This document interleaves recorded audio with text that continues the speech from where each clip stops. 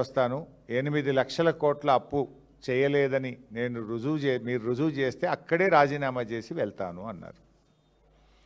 మరి భవన్కు వస్తానన్న జూపల్లి కృష్ణారావు గారు ఎందుకు భవన్కు రాలేదు?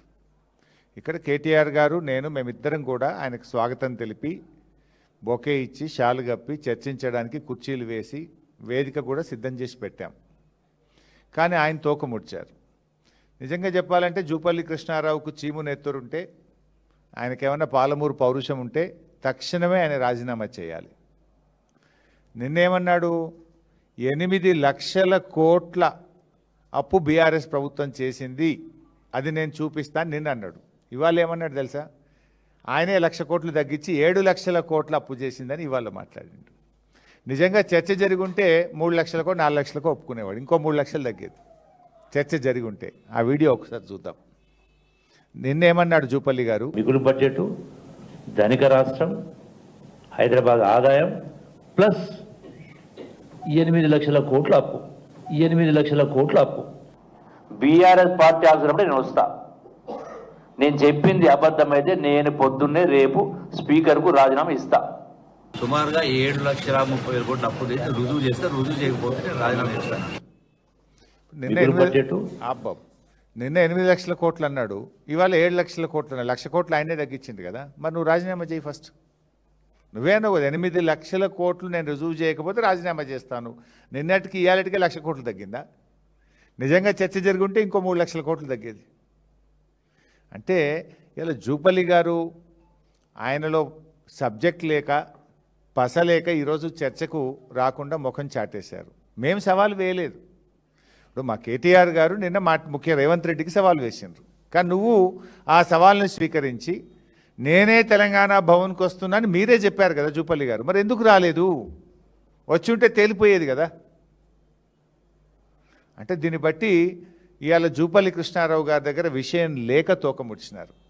గతంలో అసెంబ్లీలో కూడా చర్చ జరిగితే అసెంబ్లీ వేదికగా అప్పుల మీద చాలా డీటెయిల్డ్గా నేను మాట్లాడి ఆనాడు ప్రభుత్వం నోరు మూయించాం. నేను చెప్పింది తప్పైతే ఇక్కడే మాట్లాడండి భట్టి గారు అని బడ్జెట్ సమావేశాల్లో నేను సవాల్ విసిరితే కనీసం నా లెక్కలకు నా సవాల్కు శాసనసభలో చర్చకు రాకుండా ప్రభుత్వం సభను వాయిదా వేసుకొని పోయింది. ఇది ఆల్రెడీ తేలిన సబ్జెక్ట్. అంటే తమ చేతగానితనాన్ని తాము ప్రజలకు ఆ రోజు భట్టి గారు ఏమన్నారు? కాంగ్రెస్ పార్టీకి 100 ఏళ్ల చరిత్ర, డబ్బులు ఎలా సంపాదించాలో మాకు తెలుసు, ఈ గ్యారంటీలన్నీ అమలు చేసి తీరుతామని ఆ రోజు రెచ్చిపోయి భట్టి గారు ప్రజల్ని నమ్మించే ప్రయత్నం చేసినారు. బాండ్ పేపర్లు పంచి సంతకాలు పెట్టి ప్రజల్ని వంచినారు. ఇవాళ ఏమైంది అని అడిగితే ఇవాళ బీఆర్ఎస్ పార్టీ మీద నెట్టి తప్పించుకోవాలనుకుంటున్నారు. ఇప్పటికీ మేము చెప్తున్నాం, మళ్ళీ అసెంబ్లీ పెడతారా పెట్టండి, ఎక్కడైనా సరే దాని మీద బీఆర్ఎస్ పార్టీ చర్చించడానికి సిద్ధంగా ఉంది. ఇవాళ జూపల్లి గారు తన సవాల్ను విసిరి తానే తోకముడిచిండు. మేము రెడీగా ఉన్నాం. కేటీఆర్ గారు still even now he's waiting here. నువ్వు విసిరింది కేటీఆర్ గారికి. ఇప్పుడు కూడా ఉదయం 10:30 నుంచి ఈ నిమిషం వరకు కూడా మేము భవన్లోనే వెయిట్ చేసినాం. నిన్నెవరు ఆపలేదే. ఇదే జూపల్లి మాట మార్చి లేలే నేను భవన్కు రాను, నేను అమరవీరుల స్తూపం దగ్గర ఉన్నా అంటే కేటీఆర్ గారు కూడా అమరవీరుల స్తూపం దగ్గరికి వెళ్ళడానికి ప్రయత్నం చేస్తే ఆయనను కూడా వెళ్ళనీయకుండా పోలీసులను అడ్డం పెట్టి ఆపినారు. అంటే దీన్ని బట్టి అర్థం కాలేదా? ఇక రెండవ పార్ట్, ముఖ్యంగా ప్రభుత్వ పాఠశాలలు గురుకుల పాఠశాల టెండర్లకు సంబంధించి 2,000 కోట్ల రూపాయల విలువ కలిగిన టెండర్లు జరిగినవి. ఇందులో అవినీతి అక్రమాలు జరిగినవి. ఇందులో తెలంగాణ బలహీన వర్గాల బిడ్డలు దళిత బిడ్డలకు అన్యాయం జరిగిందని బీఆర్ఎస్ పార్టీ ఆరోపించింది. నేను మాట్లాడాను.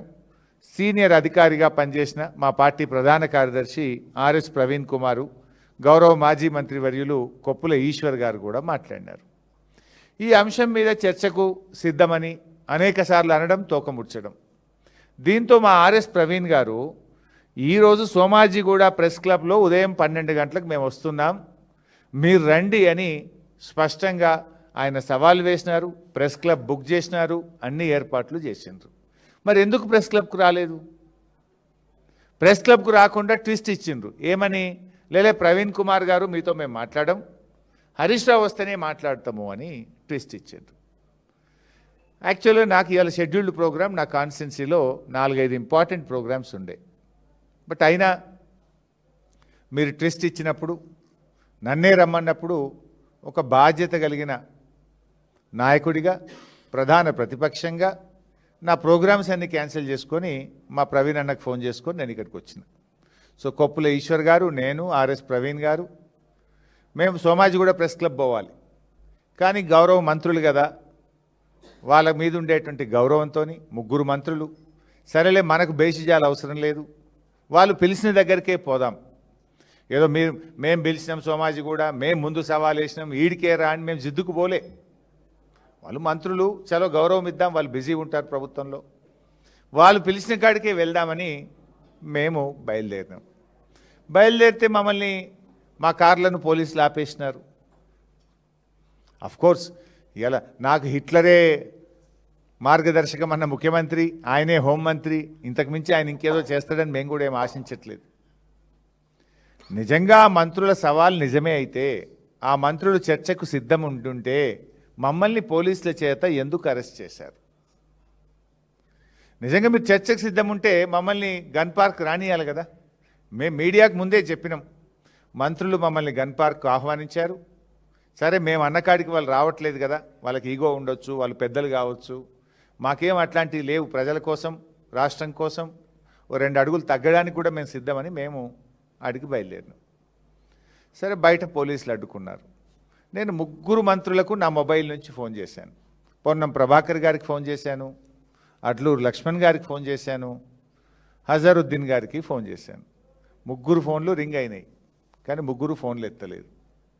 మరి మీరు రమ్మన్నారు, మమ్మల్ని ఏమో ఇక్కడ పోలీసులు ఆపుతున్నారు, మీరు కదా ప్రభుత్వం, పోలీసులకు చెప్పండి, మమ్మల్ని అలో చేయండి అని చెప్పడానికి 3 మంత్రులకు ఫోన్ చేస్తే మంత్రులు ఫోన్లు ఎత్తారు. పోలీస్ అధికారులకు చెప్పాం, అక్కడ మంత్రులు పిలిచారు, మేమేమి కొట్లాటకు పోతలేము, లా అండ్ ఆర్డర్ ఇష్యూ అసలే అవసరం లేదు, చర్చకు మాత్రమే వెళ్తున్నాం. మంత్రులే మమ్మల్ని పిలిచారు, మంత్రులు మాకు సవాల్ వేసినారు కనుక దాన్ని స్వీకరించి మేము వెళ్తున్నాం అన్నప్పుడు మరి మమ్మల్ని పంపించాలి కదా. మమ్మల్ని పంపకుండా ఇవాళ మమ్మల్ని అరెస్ట్ చేసి తీసుకుపోయి పోలీస్ స్టేషన్లో పెట్టారు. అంటే దీన్ని బట్టి ఏమర్థమవుతుంది? చర్చకు మీరు సిద్ధంగా లేరు. ఈ టెండర్లలో అవినీతి జరిగింది, ఈ టెండర్ల మీద చర్చ జరిగితే మీ అవినీతి, మీ బండారం బయటపడుతుందని ఇవాళ మమ్మల్ని అరెస్ట్ చేసి మీరు తప్పించుకున్నారు.